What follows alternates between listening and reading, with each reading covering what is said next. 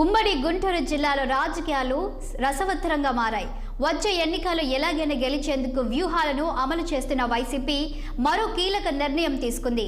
Nellore MLA Anil Kumar యాదవ్ను Narasaraopet MP అభ్యర్థిగా బరిలోకి దించుతోంది.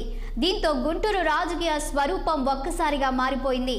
అనిల్ బరిలోకి దిగుతుండటంతో ముఖ్యంగా టీడీపీ, జనసేనలు వ్యూహాలు మారుస్తున్నట్లు సంకేతాలు వినిపిస్తున్నాయి.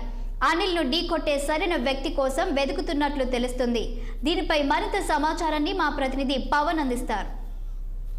కీలక మలుపులు తిరుగుతూ ఉన్నాయి. ఇప్పటికే కూడా పార్టీకి సంబంధించినటువంటి అధినేతలు మొత్తం ఏదైతే రాష్ట్రంలో ఎట్టకేలకు తమ పార్టీ అనే అధికారంలోకి తీసుకొచ్చుకోవాలని విశ్వ ప్రయత్నాలు చేస్తున్నటువంటి నేపథ్యంలో కూడా తాజాగా అధికార పార్టీ అయితే మాత్రం వైనాట్ 175 అనేటువంటి ఒక నినాదంతో ఇప్పటికే ప్రజల్లోకి దూసుకెళ్తా ఉన్నటువంటి నేపథ్యంలో పార్టీకి సంబంధించినటువంటి ఏదైతే ఎమ్మెల్యేలు ఉంటారో ఎమ్మెల్యేల గ్రాఫ్ చక్కగా ఉంటే ఓకే, లేదంటే మాత్రం మారుస్తామని చెప్పి కూడా మొదటి నుంచి ఒక సంకేతాలు ఇచ్చి ఏదైతే రాష్ట్రంలో ఒక ఉత్కంఠమైన రాజకీయాలకు తెరలేపింది. సో ఈ రోజు చూసుకోవచ్చు, ప్రధానంగా గుంటూరు జిల్లా విషయానికి వస్తే మాత్రం ఉమ్మడి గుంటూరు జిల్లా వ్యాప్తంగా దాదాపు 8 సిట్టింగ్ ఎమ్మెల్యేలను కూడా మారుస్తూ మొదటి జాబితాలో రాష్ట్ర ముఖ్యమంత్రి వైఎస్ జగన్మోహన్ రెడ్డి ఒక ప్రకటన అయితే మాత్రం విడుదల చేశారు. మరి అందులో భాగంగానే ఏదైతే జిల్లాలో ఉన్నటువంటి ఎమ్మెల్యేల గ్రాఫ్ ఎక్కడా సరిగా లేదో ఆ యొక్క ఎమ్మెల్యేల పనితీరుని పూర్తి స్థాయిలో కూడా మార్చుకోవాలని చెప్పి కూడా ఆయన మొదట్లోనే ఒక హుకాం జారీ చేసిన నేపథ్యంలో ఏదైతే గడప గడపకు మన ప్రభుత్వ కార్యక్రమం అనే ద్వారా వారు వెళ్ళినప్పటికీ కూడా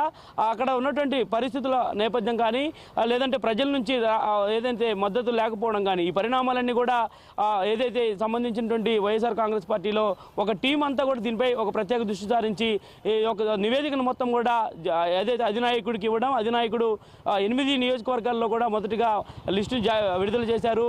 అందులో చూసుకోవచ్చు ప్రధానంగా గుంటూరు నగరంలో ఉన్నటువంటి తూర్పు, పశ్చిమ నియోజకవర్గాలకు సంబంధించినటువంటి ఇన్ఛార్జీలు కూడా మార్చారు. తాడికొండ నియోజకవర్గానికి సంబంధించిన ఇన్ఛార్జీలు మార్చారు. అదేవిధంగా రేపల్లె, వేమూరు నియోజకవర్గాలకు సంబంధించినటువంటి సిట్టింగ్ ఎమ్మెల్యేలను కూడా మార్చారు. మరి అంతేవిధంగా ఇటు పల్నాడు జిల్లాలోని మంత్రి విడుదల రజనీని ఏదైతే గుంటూరు పశ్చిమ నియోజకవర్గానికి కేటాయిస్తూ కూడా ఆమెని ప్రకటించారు. ఏదైతే మొత్తానికి దాదాపు 8 మంది సిట్టింగ్ ఎమ్మెల్యేలను పూర్తి స్థాయిలో కూడా మారుస్తూ రాష్ట్ర ప్రభుత్వం అధినాయకుడు ఒక సరికొత్త నిర్ణయం తీసుకొని గుంటూరు జిల్లా రాజకీయాల్లో నూతన ఉత్సాహాన్ని ఒరవడిని తీసుకొచ్చే విధంగా ప్రయత్నాలు అయితే మాత్రం చేశారు. మరి అందులో భాగంగానే ఇప్పటి వరకు దాదాపు 8 మందే కాకుండా గుంటూరు పార్లమెంటు ఏదైతే గుంటూరు పార్లమెంట్ సంబంధించినటువంటి అంశంపై కూడా కసరత్తు ప్రారంభిస్తూ ఉన్నారు.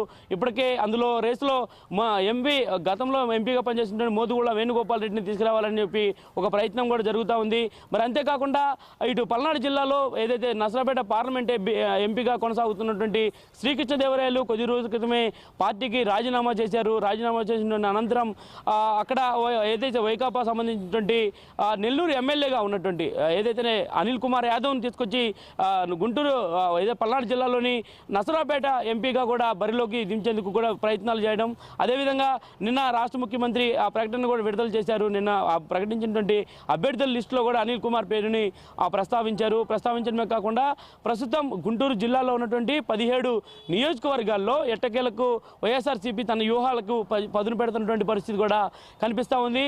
ఇది మొత్తానికి గుంటూరు జిల్లాలోని తాజా రాజకీయ పరిణామాలకు సంబంధించి. పవన్ 6 టీవీ గుంటూరు జిల్లా నుంచి ఆంధ్రప్రదేశ్.